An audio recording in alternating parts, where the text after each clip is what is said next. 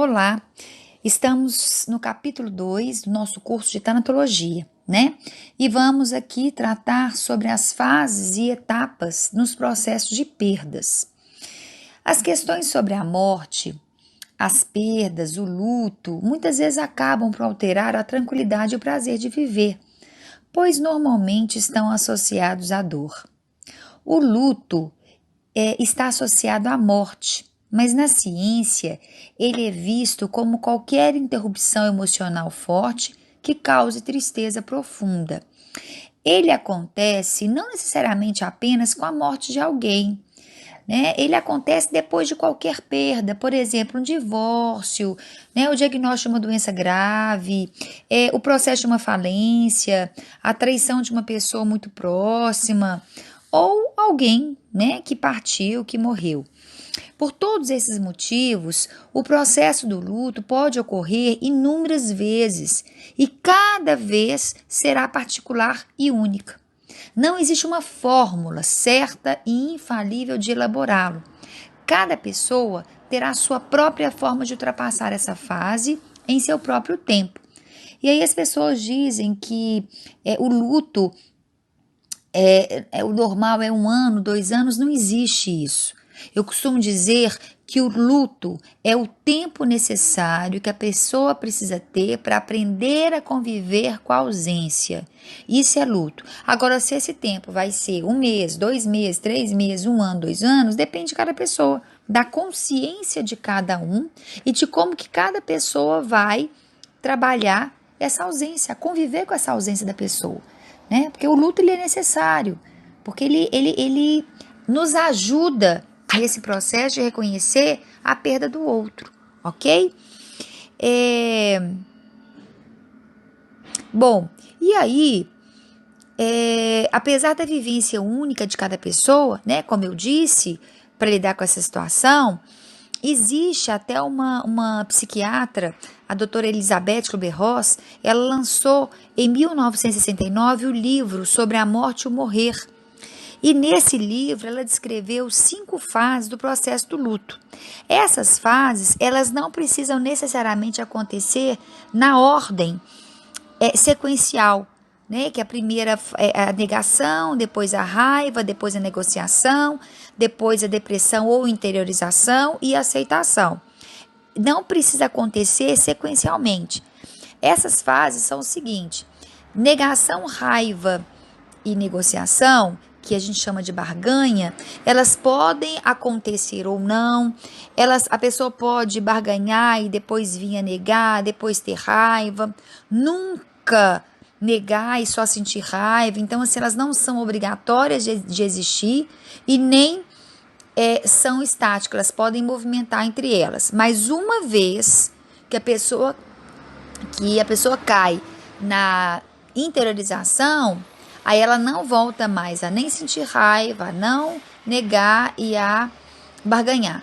Então, uma vez que ela vai para o 4º estágio, ela não volta mais nem para o 1º, nem para o 2º, nem para o 3º. Correto? Bom, e cada fase dessa, como é? Por exemplo, a negação é quando a pessoa recebe a notícia, né, da perda, né, meu filho está com câncer, ou então a notícia de uma doença grave, ou o marido pede a separação, e no primeiro momento a gente, né, fala, não está acontecendo comigo, não é meu filho, o médico errou, meu marido está nervoso. Isso é negação, né? É uma defesa psíquica que faz com que o indivíduo negue o problema, tentando encontrar algum recurso para não entrar em contato com a realidade. É comum também que a pessoa não queira falar sobre esse assunto. Isso é a negação, que não é obrigatório, ok? A raiva, ela surge quando não é mais possível negar e é causada pela impossibilidade de continuar em negação, que já foi ultrapassada, mas que pode voltar a acontecer. Então a pergunta clássica é o seguinte: por que eu? Né? A pessoa se sente injustiçada e não se conforma por passar por isso. E aí a pessoa fala assim muitas vezes, Tatiana, meu marido já fez tudo nessa vida, tudo de errado. Por que eu que adquiri o câncer de mama? Por que eu tive que tirar minhas 2 mamas?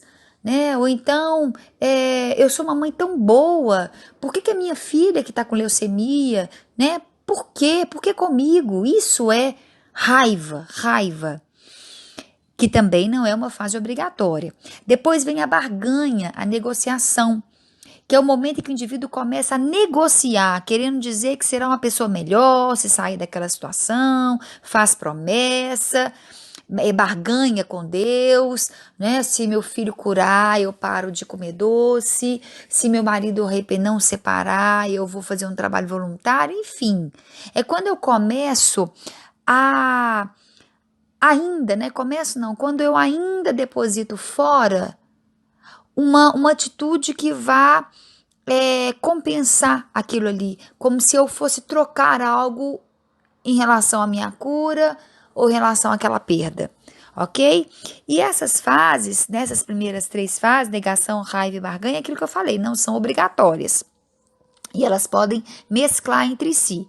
Agora, depois, quando eu entro na interiorização, que é a fase de introspecção e isolamento, aí não tem como mais eu fugir da realidade.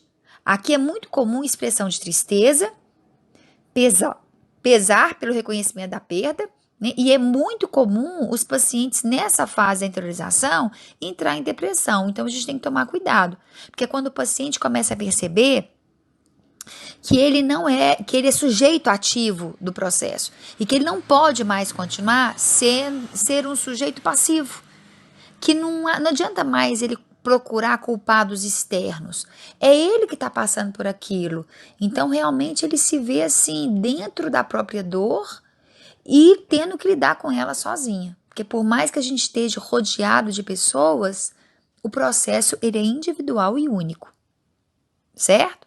E aí vem a aceitação, que é a última fase, que é a fase em que não sentirá mais raiva nem depressão devido à sua perda. É o que a Kübler-Ross fala, que é a fase do consentimento. Então, nessa fase de aceitação, o sujeito ele se vê dentro, né, como um sujeito ativo desse processo, e ele então percebe que só depende dele. Essa é a fase de aceitação.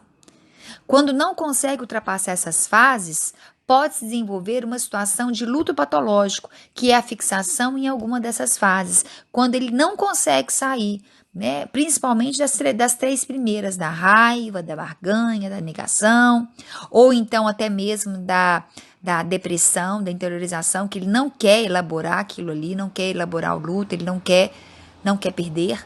Né? Normalmente na aceitação que há essa aceitação do processo e mudança de perspectiva. É justamente no processo da aceitação. Bom, o que é chamado de luto patológico, né? A pessoa vive com maior intensidade os sintomas que a gente acabou de dizer aqui, prolongando-os no tempo e trazendo complicações efetivas na qualidade de vida. Agora, independente da fase do luto, a terapia pode ser uma ferramenta de suporte para a reorganização psicológica para ajudar o indivíduo a lidar com o sofrimento. Então, através, né, do atendimento psicológico, a gente vai ajudar o paciente a se reorganizar e trabalhar todas essas fases, caso ele esteja em alguma delas, ok? E a superação da perda, a gente sabe que não é um processo lento, ele é demorado, é doloroso, né? O luto ele é necessário, ok? E a partir do tratamento terapêutico, psicológico, é possível compreender como lidar com os sentimentos novos, os conflitos, né? A percepção de que não há certo, que não há errado, na forma, né, de se encarar a vida ou de expressar essa dor. Ok? Vamos conversar mais um pouquinho sobre isso durante esse capítulo. Aguardo vocês, né, na interação lá na sala virtual. Respondam e façam as atividades práticas. E a gente vai conversar um pouquinho mais e aprofundando cada vez mais esse nosso assunto. Ok? Um grande abraço.